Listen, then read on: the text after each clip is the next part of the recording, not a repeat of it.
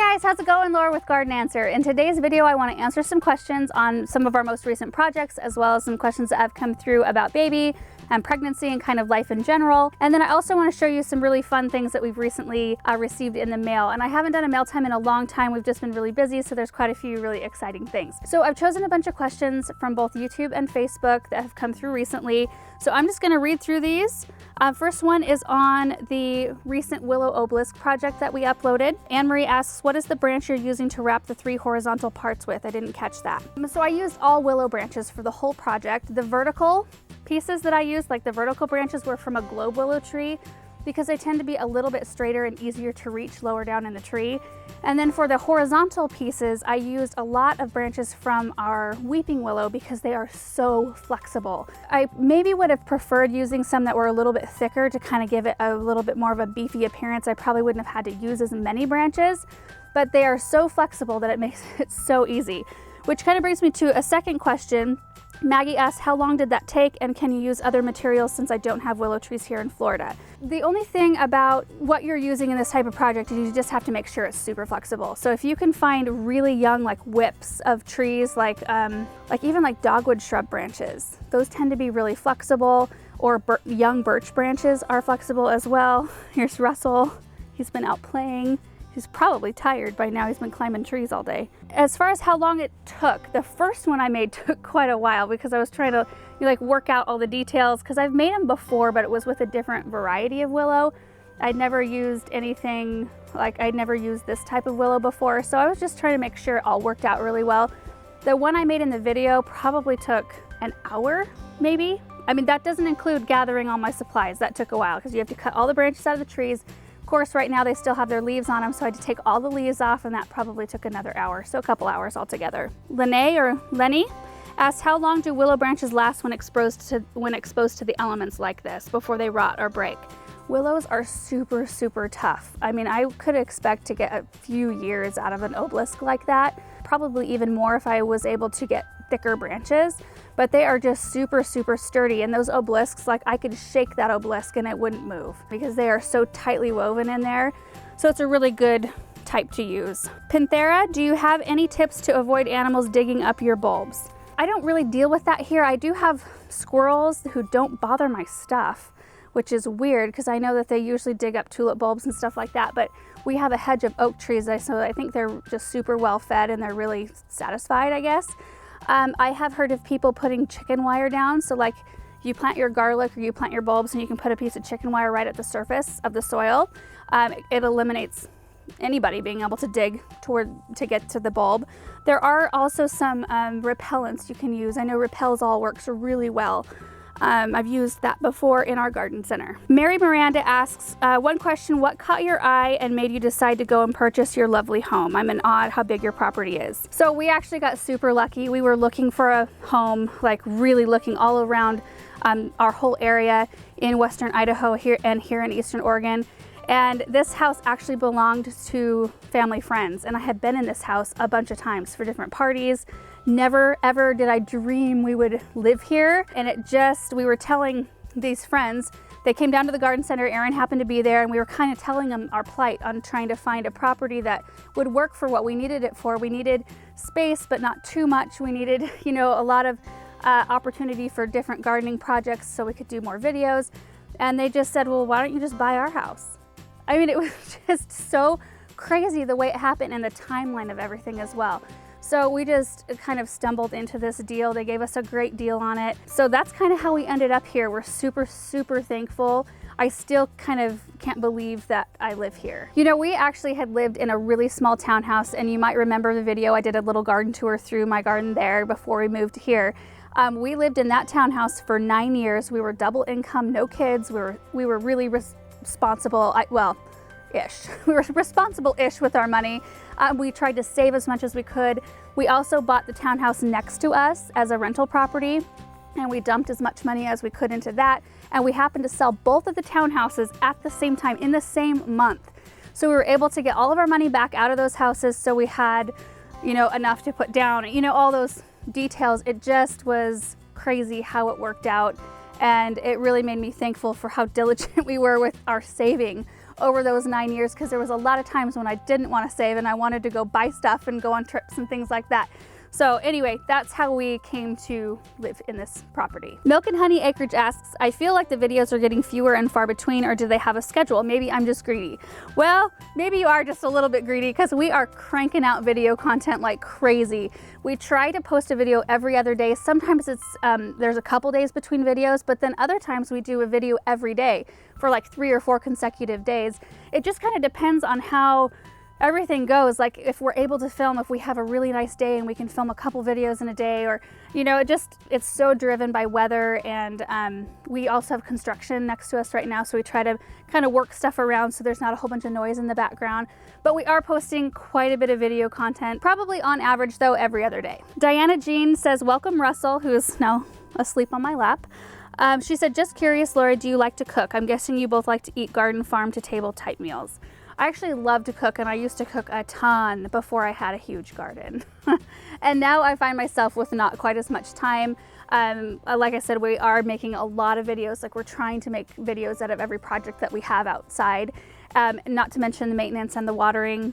And we also have very active families. So Aaron's whole family, his immediate family, lives in this area, as does mine, and we do a lot together family-wise, and we like to do that. So I don't cook as much as I would like to, but if you follow me on Instagram, I'm under Garden Answer. I do occasionally post a picture of something I've cooked, if I deem it pretty enough to be on Instagram. Maybe this winter, as we're doing more inside, I'll tackle a cooking type video. Let me know in the comment section if that's something that you guys would be interested in seeing. Penny asks, how are you doing, and are you having ultrasounds? Have you two thought of any names yet?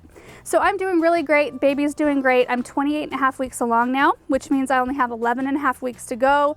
I'm getting excited and a little bit freaked out, which I think is probably normal with the first baby. He is a mover. He moves all the time, kicks and just moving. I can just feel movement all the time, especially when I'm laying down. We've thought of a few names, but we're not settled on anything yet, and I honestly don't think I'm gonna be able to settle on it until he's here. So we will let you know as soon as we decide for sure what the name will be. I'm not like trying to keep it a secret or anything, but we just don't know for sure. Question from Anna, may I ask how old you and your husband are? Also, how did you and your husband meet? So Aaron and I are both in our early 30s right now, and we actually met at church. So I started going to the church that his dad pastors when I was 17. Me and my family did. We had previously gone to a different church, and we ran in different crowds. We knew each other, but we didn't really know each other. Then we both went away to college and came back, and I worked for a short time as a receptionist at the church while I was trying to kind of figure out what I wanted to do next. And I didn't really know computers that well. I knew how to type and that kind of thing, but I didn't know how to create publications and things like that. So he did know how to do it, and so he helped me a lot. He spent a lot of time in the office teaching me how to create, do what I needed to do for the job. And we just got to know each other more and more. And anyway, we started to date, and we got married 10 months to the day after our first date. So we dated for 5 months, we got engaged, and then we got married 5 months later. It was quick. And the last question I saw, actually several questions come through about Russell, was whether or not we are keeping him inside or outside. Well, like right now he's outside, he's in Aaron's lap right now. And he comes outside when we're out here working, and we let him out in the daytime when we can kind of watch him. But he wasn't let outside at all before he got here. So we adopted him when he was 11 weeks old, and he had never stepped foot outside. So I didn't want to like just thrust him out here, especially when there's other animals and we don't know exactly what happened to Dexter. So we're really careful. We've been keeping a really sharp eye out to make sure there's no like dogs running through our property or other animals that could possibly hurt him.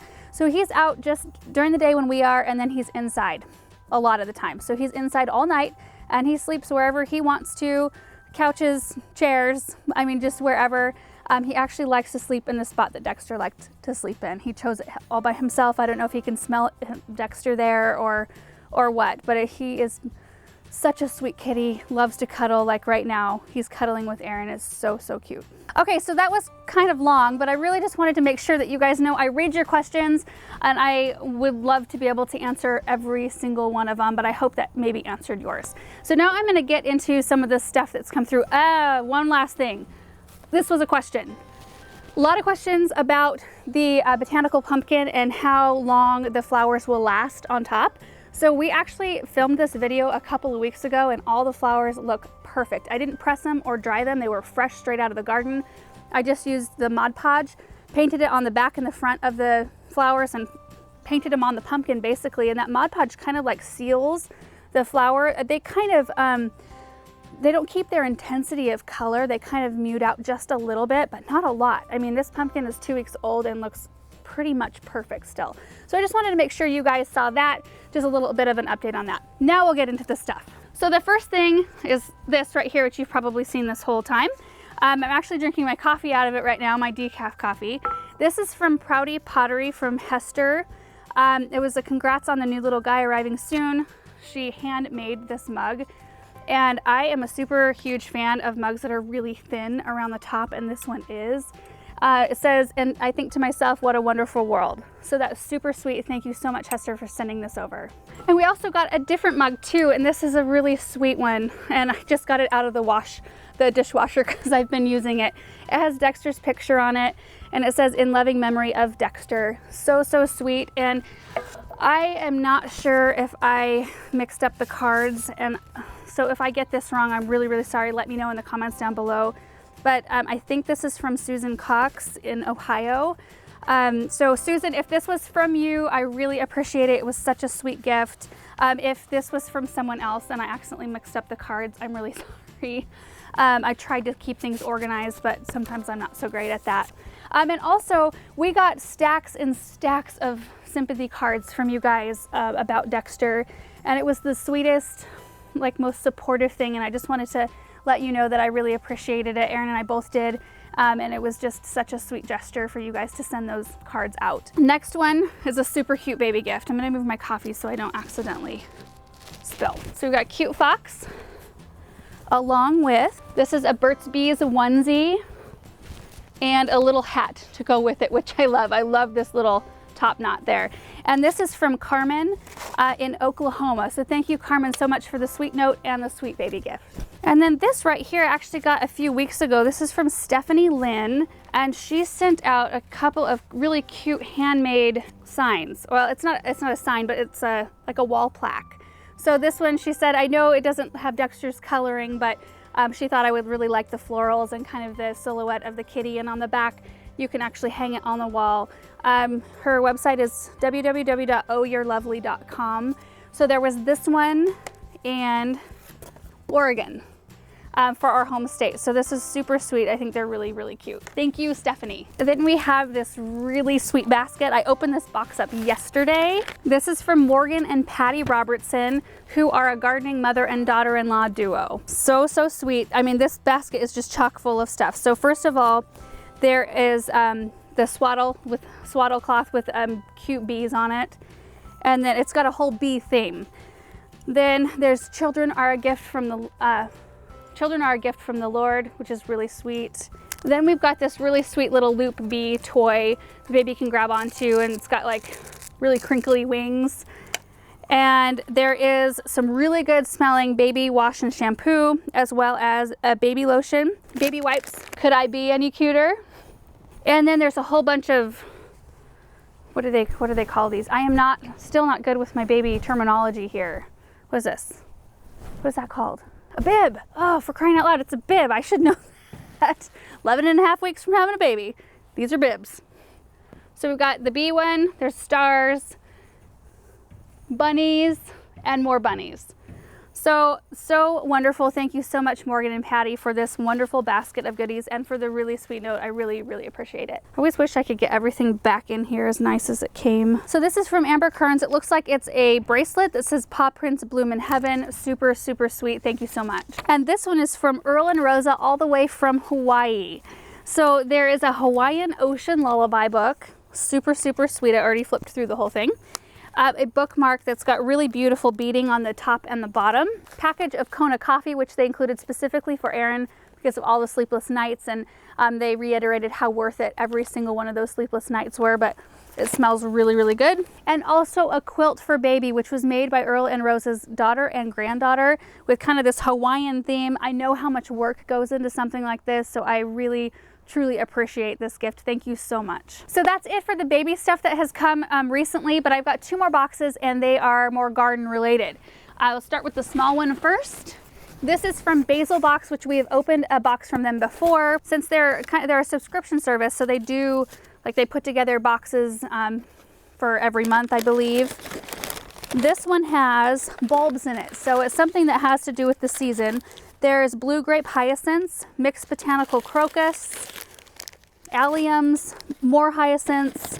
There's also some bulb fertilizer, hand soap, Meyer's Clean Day Mum Scent hand soap. So we will put a link to this down below, and he also included a 10% off coupon code. If any of you guys are interested, you just have to punch in Garden Answer 10 and you'll get it. This last box is from Gardener's Supply. There are 3 little boxes inside of a big box.